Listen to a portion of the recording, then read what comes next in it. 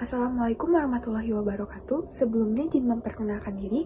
Nama saya Risa Dinarylandi dengan nomor NIM 511221298. Di sini saya merupakan perwakilan dari kelompok 4 akan membacakan profil perusahaan dari perusahaan yang kami pilih, yaitu perusahaan Mayora Indah Tbk. Perusahaan ini merupakan perusahaan yang berdiri sejak tahun 1977 oleh Jogi Hendra. Perusahaan Mayora sudah bergerak di sektor makanan dan minuman yang kemudian memiliki brand-brand masing-masing. Contohnya adalah Astor, Kopiko, Energen, dan lain-lain. PT Mayora kemudian menjadi perusahaan publik pada tahun 1990 dan telah tersebar di 5 benua di dunia. Kemudian saya akan membacakan analisis rasio keuangan. Yang pertama, ada rasio likuiditas.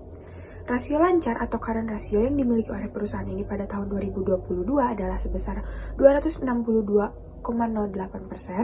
Kemudian current ratio pada tahun 2023 yang dimiliki oleh perusahaan ini adalah sebesar 367,26%. Lalu ada rasio cepat atau quick ratio atau biasa juga disebut dengan acid test ratio.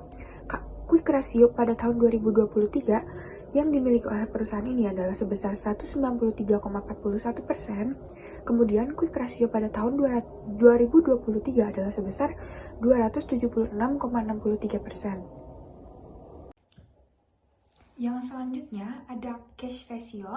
Pada tahun 2022, PT Mayora itu memiliki kas sebanyak 3 miliar, ditambah surat berharga sebanyak 75 miliar, dan dibagi utang lancar sebanyak 5 miliar, yang kemudian menghasilkan 59,22%, yang artinya di mana 1 rupiah utang lancar dijamin sebanyak 0,59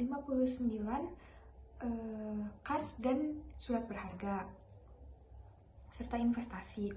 Kemudian pada tahun 2023 ada kas sebanyak 4 miliar ditambah 0 rupiah investasi dan surat berharga dibagi 4 miliar utang lancar yang kemudian menghasilkan 103,58%, yang artinya 1 rupiah utang lancar dijamin 1,04 rupiah oleh kas dan investasi. Perkenalkan, saya Fairas Aulia Zaradian. Di sini saya akan melanjutkan penjelasan analisis rasio keuangan pada perusahaan PT Mayora. Yang kedua yaitu ada rasio solvabilitas, di mana ada 4 rumus. Yang pertama yaitu rasio hutang terhadap aktiva, dengan pada tahun 2022 total hutang mencapai 9 triliun dan total aset mencapai 22 triliun yang menghasilkan 42,38%. Sedangkan pada 2023 total hutangnya menurun menjadi 8 triliun dan total asetnya meningkat menjadi 23 triliun yang menghasilkan 35,98%. Lalu yang kedua ada rasio hutang terhadap ekuitas. Pada tahun 2022 total hutang juga mencapai 9 triliun sedangkan modalnya mencapai 12 triliun menghasilkan 73,56%. Lalu yang pada tahun 2023 total hutang yaitu 8 triliun dan total modal yaitu 15 triliun menghasilkan 56,20%. Lalu yang ketiga yaitu ada time interest earning ratio. Pada tahun 2022 laba ruginya yaitu 2.433 triliun sedangkan bunganya yaitu 389 miliar, menghasilkan keuntungan perusahaan yang bisa menutupi beban bunga sebanyak 6 kali. Sedangkan pada tahun 2023 labanya yaitu 4.229 triliun sedangkan bunganya itu hanya 300 miliar dan menghasilkan keuntungan perusahaan hanya bisa menutupi beban bunga sebanyak 14 kali.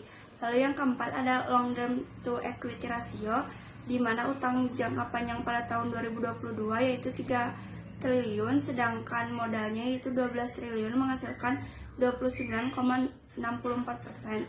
Sedangkan pada tahun 2023 utang jangka panjangnya itu 4 triliun dan total modalnya itu 15 triliun menghasilkan 29,94%. Lalu selanjutnya ada rasio aktivitas. Yang pertama yaitu total asset turnover. Pada tahun 2022, perputaran aktifanya berputar sebanyak 1,38 kali, sedangkan pada tahun 2023 berputar sebanyak 1,32 kali.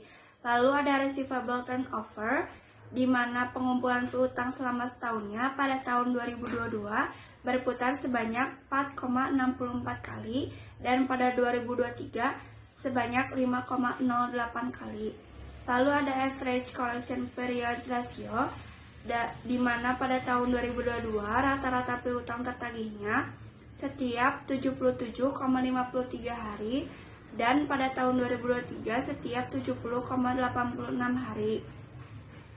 Lalu selanjutnya ada rasio perputaran persediaan, di mana tahun 2022 persediaan selama setahun berputar sebanyak 6,16 kali, dan pada tahun 2023 berputar sebanyak 6,49 kali. Selanjutnya ada average days inventory, di mana pada tahun 2022 persediaan bahan baku disimpan di gudang selama 58,47 hari, dan pada tahun 2023 selama 55,49 hari. Yang keenam yaitu working capital turnover. Pada tahun 2022 modal kerjanya berputar sebanyak 3,36 kali dalam setahun, sedangkan pada tahun 2023 sebanyak 2,94 kali. Lalu ada fixed asset turnover, di mana pada tahun 2022 aktiva tetapnya berputar selama setahun sebanyak 4,09 kali, dan pada tahun 2023 berputar sebanyak 3,45 kali. Rasio profitabilitas